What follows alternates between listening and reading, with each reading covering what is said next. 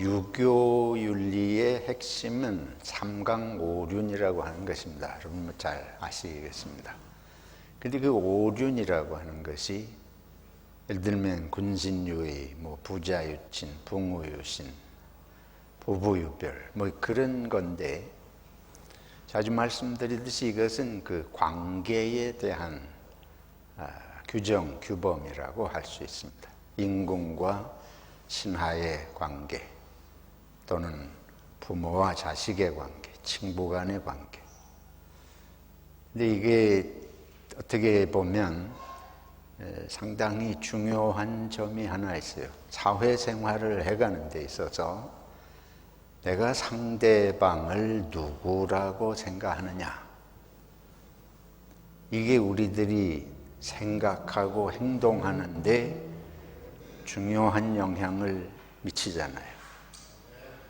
지난주에 저희들이 예수님께서 제자들에게 너희는 나를 누구라고 하느냐, 제자들이 예수님을 누구라고 생각하느냐에 따라서 그 삶의 내용이, 예수님을 대하는 것뿐만 아니고 자기들의 삶의 내용이 달라지겠습니다. 유교에서는 사람을, 같은 사람인데도 그 사람이, 내 앞에 있는 사람이 임금일 경우, 친구일 경우, 부모일 경우, 이런 데 따라서 이제 유념해야 될 자세, 태도, 마음가짐, 이런 것들에 이제 초점을 두고 강조했다고 볼 수 있는데, 만약에 우리들이 부모님에 대해서 효도를 한다. 근데 그 부모가 자기에게 어떤 의미인지, 부모님이 누구인지, 자식이 그거를 제대로 생각하고 깨닫지 못하고 있으면 부모님에게도 함부로 할 거 아니에요. 그런 거예요. 이 관계라고 하는 것이 이제 중요성이 그런 것입니다. 근데 오늘 성경 저희들이 4곳을 읽었는데, 구약의 아브라함의 이야기를 읽었습니다. 하나님께서 아브라함에게 100세의 이삭을, 아들을 주셨습니다. 근데 이제 이 이삭이 자라서 소년으로 한참 커가는 중인데, 하나님께서 이삭을 제물로 바치라는 거예요. 하나님에게 제사를 드리는데 어떤 제사를 드리는가 하면, 자식을, 이삭을, 이 아들을 잡아가지고 그걸 번제라고 하는 건 이제 제사 드리는 한 방법인데, 그 제물을, 이렇게 단을 만들고 거기에 장작을 쌓아놓고 거기 불을 질러서 제물을 그 위에 놔가지고 태우는 그런 방법입니다. 이제 양을 잡아서 자기의 죄를 하나님 앞에 용서받기 위해서 양을 잡아가지고 그 장작불 위에 태워서 하나님께 제사 드리는 거거든요. 그게 번제의 방법입니다. 한국에서는 유교에서 아주 제사를 중요시하죠. 근데 한국의 제사법은 그 부모님 돌아가신 길에 상을 차려놓고 그 상에다가 밥과 국과 무슨 야채, 과일 이런 것들을 상을 잘 차려놓고, 돌아가신 부모님이, 사람이 죽으면 귀신이 된다고 믿으니까 그 신이, 돌아가신 부모님의 귀신이 다시 오셔서 이 잘 차려놓은 상을 잡수시도록 그런 제사예요. 그러니까 거기는 제물, 제사상에 올려놓는 제물이 지금 말씀드린 밥이나 뭐 그런 국이나 과일이나 이런 거죠. 생선이나 이런 거겠습니다. 지역마다 이제 그게 또 조금 다르고, 요즘에는 뭐 피자로 제사를 지낸다 그런 얘기도, 시대가 자꾸 바뀌니까 그런 얘기도 있습니다만은, 이스라엘 사람들은 그 제사를 부모님의 기일에 드리는 게 아니고 제사를 하나님께 드리는 거예요. 이스라엘 사람들은 부모에 대한 제사 예법은 없고 성경에는 하나님께 제사를 드리는데, 그것은 부모의 기일에 드리는 것과 달리 자신이 하나님 앞에 죄를 지은 것을 용서받는, 주로 이제 그런 문제와 관련해서 제사를 드립니다. 그러니까 이스라엘 백성들은 하나님과의 관계 속에서 하나님에게 잘못한 것, 그게 그들에게는 아주 심각한 문제예요. 그래서 하나님과의 관계를 온전히 하기 위해서 드리는 제사, 그게 이제 뭐 화목제나 속건제나 속죄제나 여러 가지 대개 5가지 종류의 그런 제사는 전부 하나님과의 관계를 좋게 하려는 그런 데 목적이 있는 제사 옳습니다. 근데 어쨌든 지금 뭐 여기 아브라함의 경우는 아직 그런 제사법의 제도가 제대로 정착되지 않은 때, 그런 레위기 넘어가서 이스라엘 백성이 지금 아브라함은 이제 이스라엘의 조상적 얘기고, 이스라엘 백성이 한참 뒤에 지나면서 시내 광야를 통과하고 뭐 하면서 이제 나중에 가나안 땅에 정착하고 제사법이 구체적으로 발달하지만, 지금 이제 그런 의미하고는 좀 또 다릅니다. 그러나 어쨌든 이것이 하나님께서 아브라함에게 자식을 잡아서 제물로 바쳐라. 그러니까 아브라함이 뭐 제사법이 발달하기 전이니까 그런 의미는 전혀 알 리도 없고 관계도 없겠지만, 하나님이 제물로 자식을 잡아서 바치라고 할 때에 그게 그렇게 쉬운 일이 아닐 거 아니에요. 말씀드린 대로 양을 잡아서 하든 뭐 이런 것도 지금 아니고 자식을 잡아서 제물로 바치라 그러니까 그게 얼마나 힘든 일이에요. 힘든 일 정도가 아니고 이런 명령을, 이런 제사를 드리라고 하는 저 하나님이 좋은 하나님인가? 내가 저런 하나님을 믿어야 되나? 섬겨야 되나? 그거 보통 생각한 일 아니죠. 그런 생각을 한다고 믿음이 없다고 할 수도 없어요. 이 세상에 저희들 자신을 생각해 볼 때 교회 가가지고 뭐 조금 마음에 안 드는 것만 있어도 떼집어 던지는데 자식을 잡아서 바치라는 신을 어떻게 믿겠어요? 그 제정신이 있는 신이 아니죠. 오늘날은 더 그렇잖아요. 옛날하고 달리 오늘날 그런 신을 믿으라 그러면 그 신이 이게 진짜 신인가? 저건 귀신만도 못한 그런 존재로 생각이 될 수도 있고 그런 거죠. 그래서 이게 단순한 얘기가 아니에요. 그런데 실제로 아브라함이 그 하나님이 말씀하신 걸 순종을 했다. 이게 기가 막힌 얘기예요.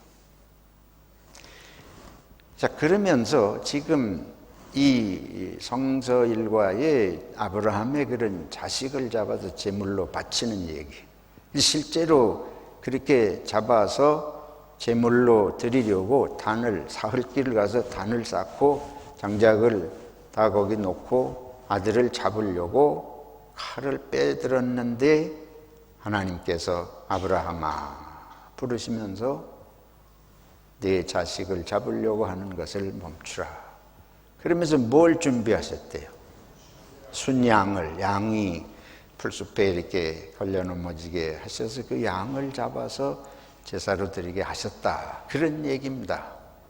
정말 이런 일이 있을까 싶을 정도인데 이걸 성경이 아주 중요한 말씀으로 이렇게 우리들에게 일깨워 주고 있습니다. 무슨 뜻인가?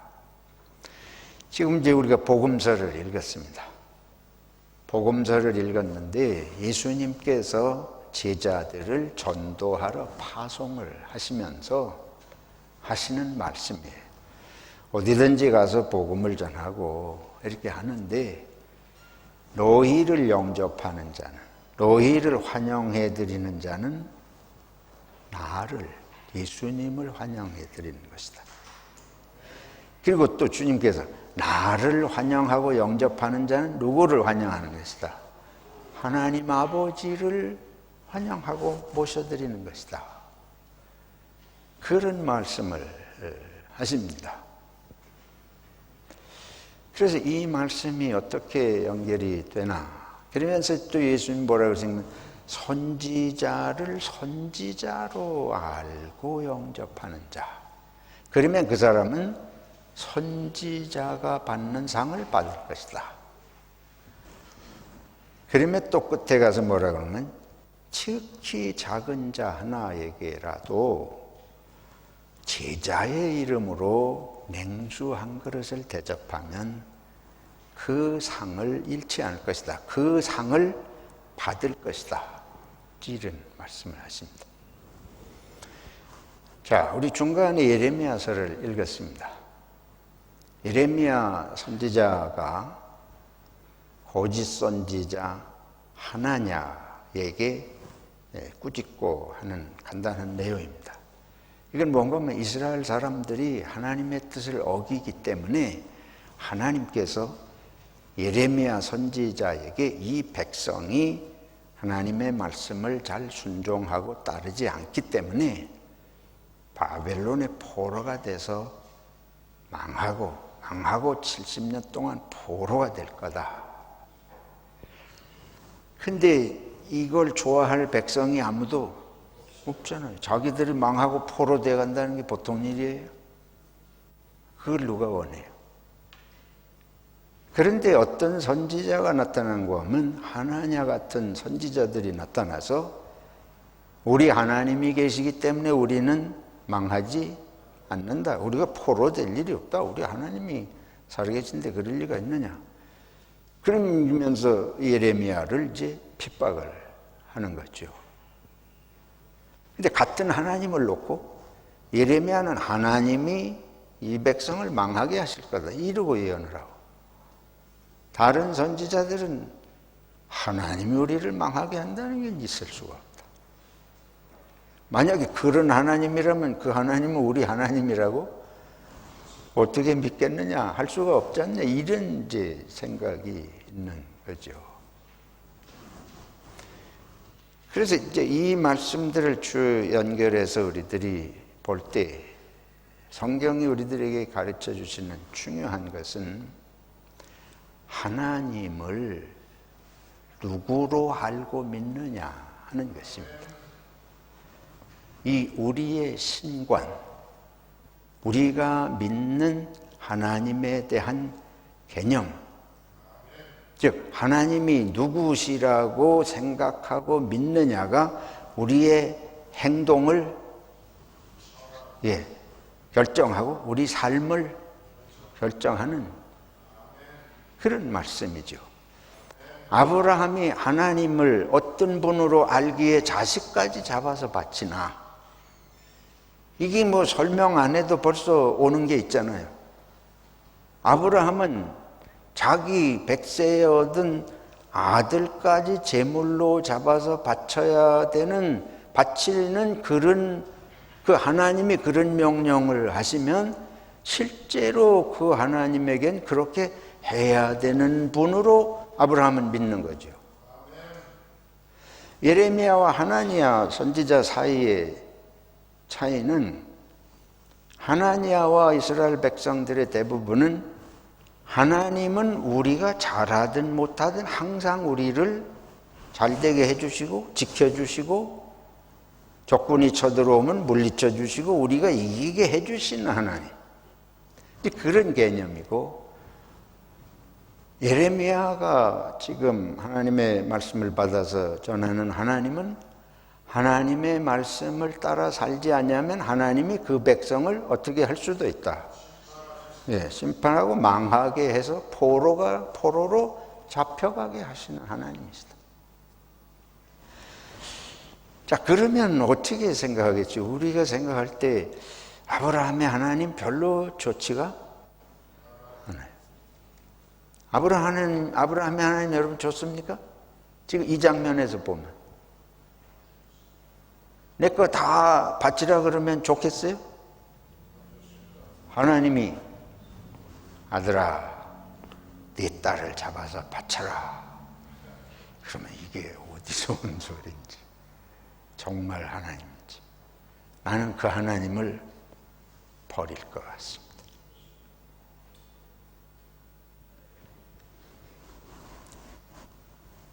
정말 버릴 것 같아요. 안 당해보고 하셔서 다행이지만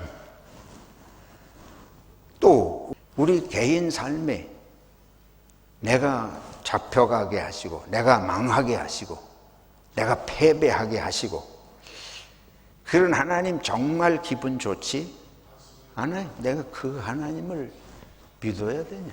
더구나 우리는 이 무당 종교, 늘 말씀드리는 무교는 우리가 신을 찾는 이유는, 구슬하는 이유는 재앙을 물리쳐 주시고 복을 갖다 주시라고 우리가 그 신을 찾는 거고 구슬하고, 제사 지내는 목적도 그겁니다. 한국의 제사 지내는 목적은 부모의 신을 빌어서 복을 받는 거예요. 묘자리를 잘 쓰는 것도 그 목적이에요.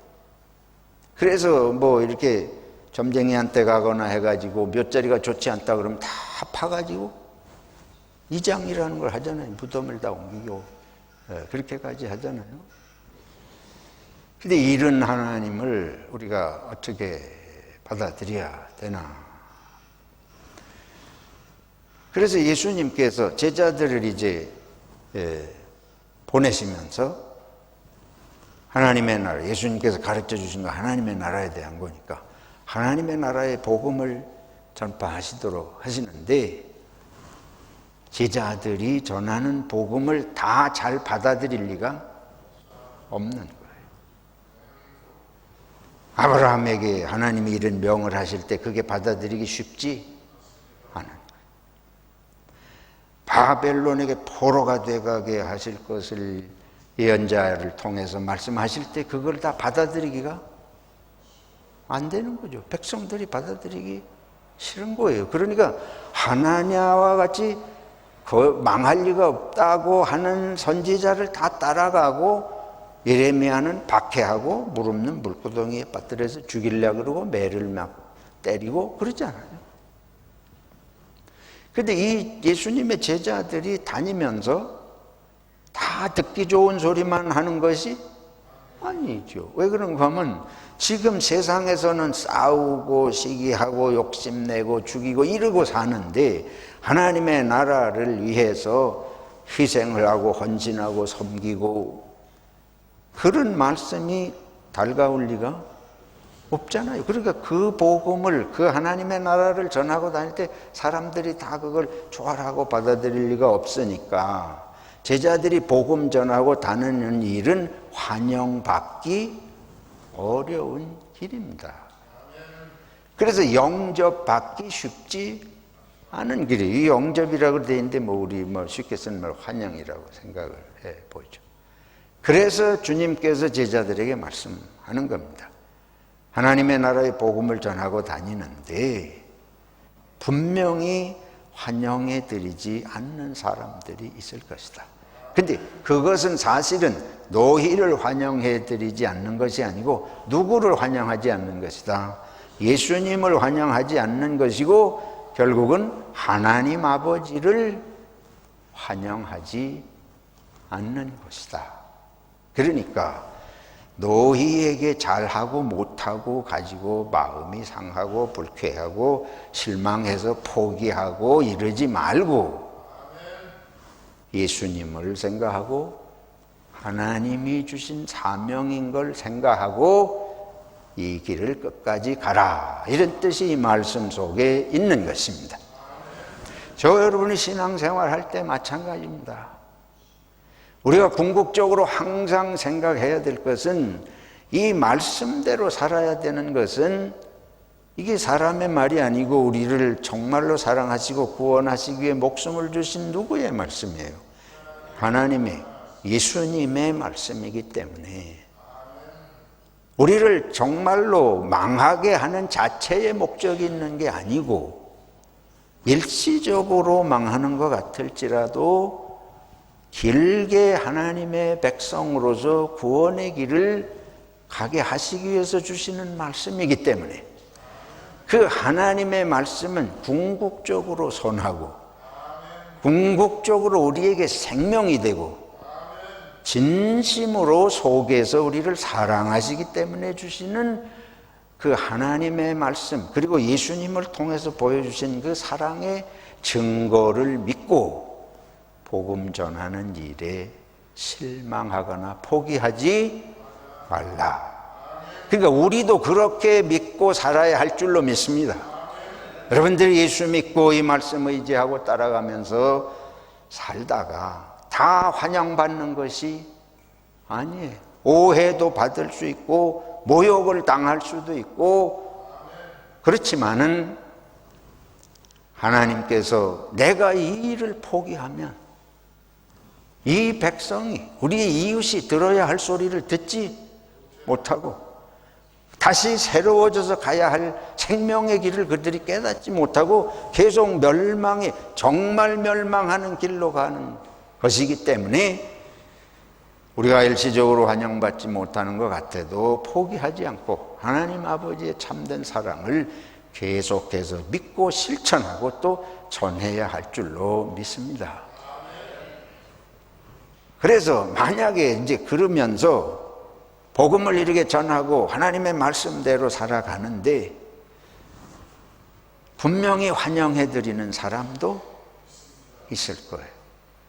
그러니까 선지자를 선지자로 알고 받아들이면 하나님이 그 사람에게 선지자의 상을 주신다.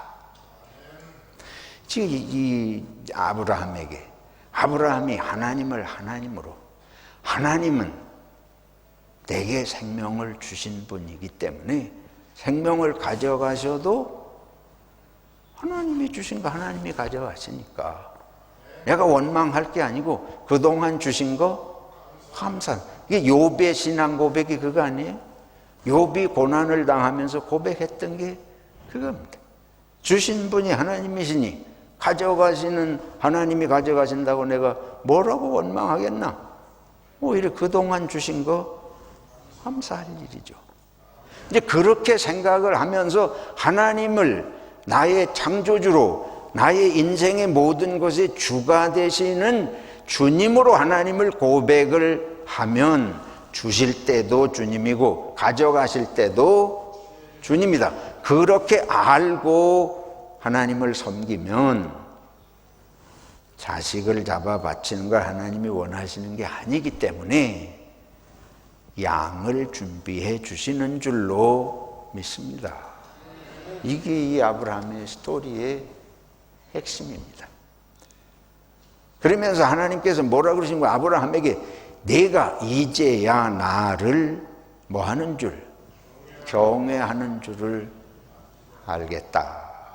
그 말은 뭐예요? 이제 네가 나를 참으로 하나님으로 아는 줄, 나 하나님을 참으로 하나님으로 믿고 섬기는 줄을 내가 알고 인정한다. 그러니까 이제 그걸 확인했기 때문에 하나님이 복을 주시고 은혜를 주신다는 말씀입니다. 우리가 하나님을 온전히 하나님으로 알고 믿고 섬기면 하나님은 우리의 것을 빼앗가시는 하나님이 아니고 우리들이 원하는 것 이상을 넘치도록 채워주시는 하나님이신 줄로 믿습니다. 이걸 믿어야 돼요. 이게 신앙의 궁극적인 모습입니다. 끝까지 믿음을 지키는 믿음은 이 길 외에 없습니다. 우리가 살아가면서 일이 틀려 돌아갈 때가 얼마나 많아요. 실패하는 것 같을 때도 있고, 문제가 잘 풀리지 않고 이웃과의 관계가 얽히는 것 같고, 그러나 항상 우리들이 믿어야 할 것은 모든 것을 온전히 인도하시는, 보이지 않게 지금도 역사하시면서 반드시 합력해 선한 길로 하나님의 뜻으로 인도하시는 것은 하나님이시라는 걸 믿을 때 우리는 인내하고 끝까지 말씀의 길을 갈 수 있을 줄로 믿습니다. 우리가 이제 이 믿음 생활을 해가는데, 그러기 위해서 지금 말씀드린 대로 우리가 아까 사도신경으로 신앙 고백했습니다. 날마다 우리가 고백할 필요가 있습니다. 아침에 일어날 때마다 하나님이 나의 참 하나님이십니다. 예수님이 참으로 나의 구주가 되심을 믿습니다. 날마다 고백해야 돼.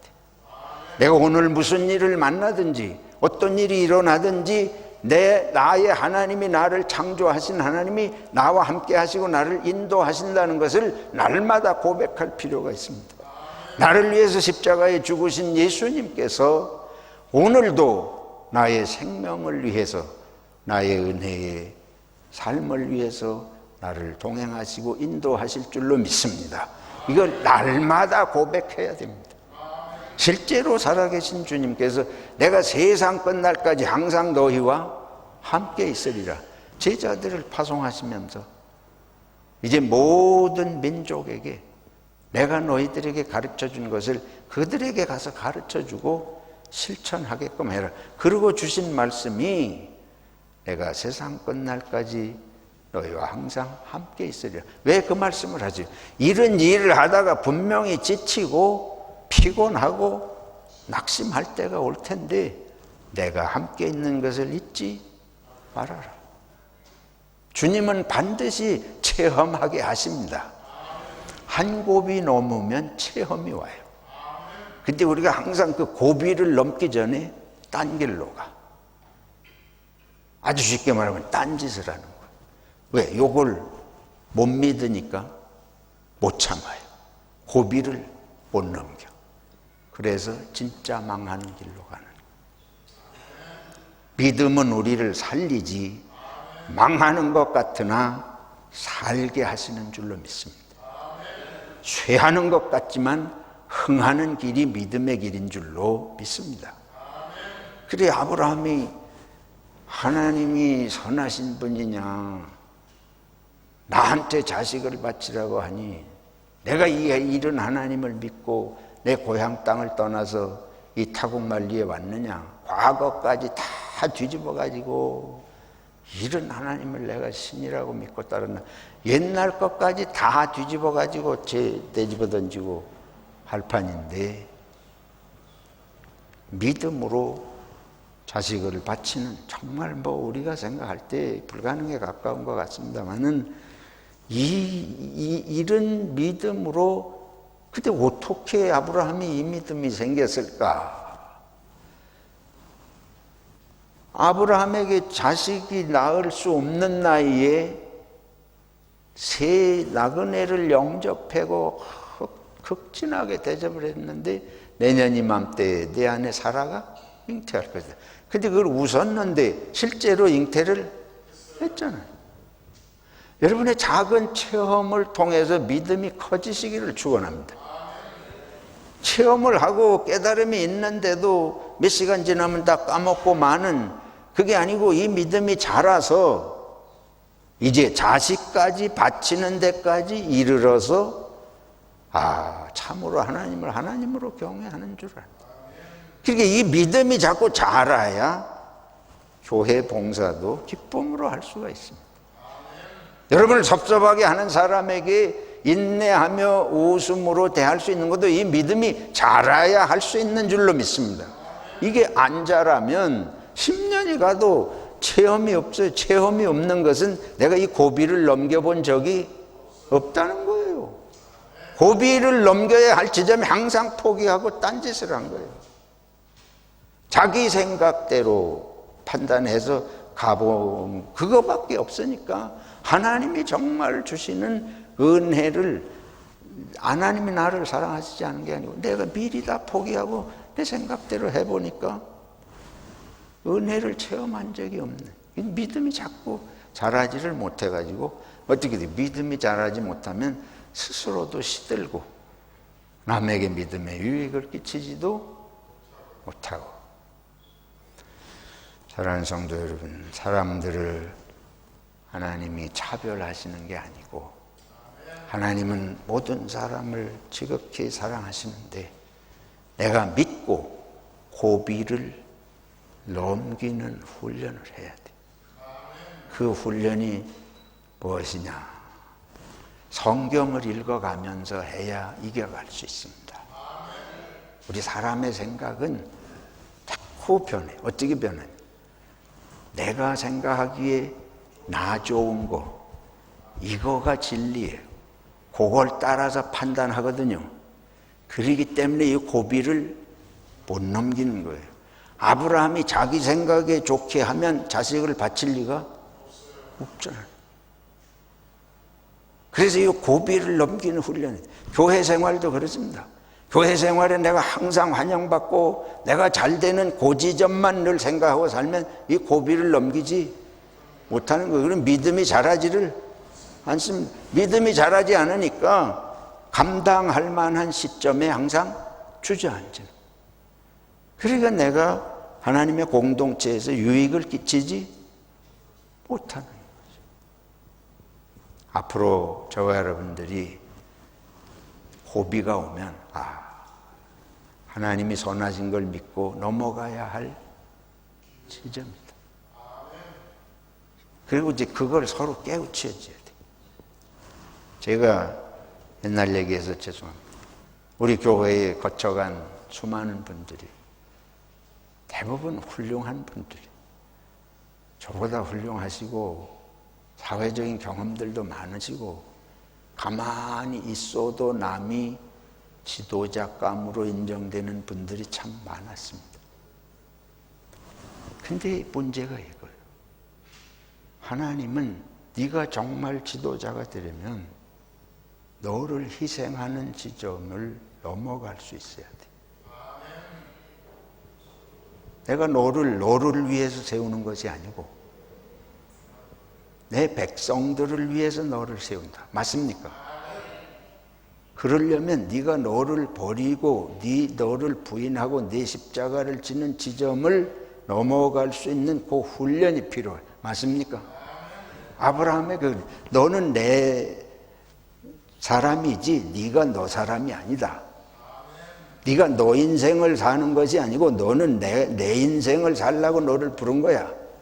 내가 너를 자식을 너한테 준 것은 내 자식을 준 것이 아니고 내 자식인데 네가 내 자식 키우듯이 키우라고 준 거야. 맞습니까? 그러니까 바치라 그러시는 거예요. 근데 정말 바치려 그러니까 하나님께서 기뻐하시고 양을 주시는 거예요. 이게 돼야 이 성경의 기록이 돼서 역사에 남을 거 아니에요. 그래야 전파의 제목이 될 거 아니겠습니까? 그래서 우리가 그 지점을 알고 서로 그렇게 이겨가도록 기도하고 그걸 믿고 서로 인내해가는 훈련을 해야 할 줄로 믿습니다. 근데 어떤 사람이 조금 이걸 못 넘어갈 것 같으면 같이 옆에서 바람을 불어가지고 쓰러뜨리게 만들면 그 공동체는 죽은 공동체. 그 교회는 전체적으로 믿음이 자라지 어떻게 믿음이 자라요? 이 고비를 넘어가지 못하는데 어떻게 헌신을 하겠습니까? 그래서 공동체 속에서 함께 우리는 이 길을 인내하고 넘어가서 현실적인 이기적인 본성을 넘어서 하나님의 나라를 같이 이루어가는 공동체다 하는 의식이 자꾸만 커져가면 우리가 함께 사는 줄로 믿습니다. 그러면 이제 세상에 나가서 세상을 살리는 하나님의 백성들의 공동체가 됩니다. 예수님이 제자들을 보내면서 이 말씀하시는 것은 가서 항상 너를 환영하냐 안 하냐 그것만 생각하지 마라. 네가 그것만 생각하면 반드시 복음 전하는 자의 길을 갈 수 없고 포기하고 말 거야. 그걸 이겨가면서 환영하지 않아도 인내심을 가지고 웃음을 가지고 다시 또 시도하고 할 수 있는 건 오직 너를 보내신 분이 나 예수고 나를 보내신 하나님 아버지가 보내셨다고 하는 걸 잊지 말아라. 여러분들을 여기에 부르시고 구원하신 분은 우리 주님이시고 우리 하나님 아버지이신 줄로 믿습니다. 이 믿음으로 승리하시기를, 그리고 함께 승리하기를 주님의 이름으로 축원합니다.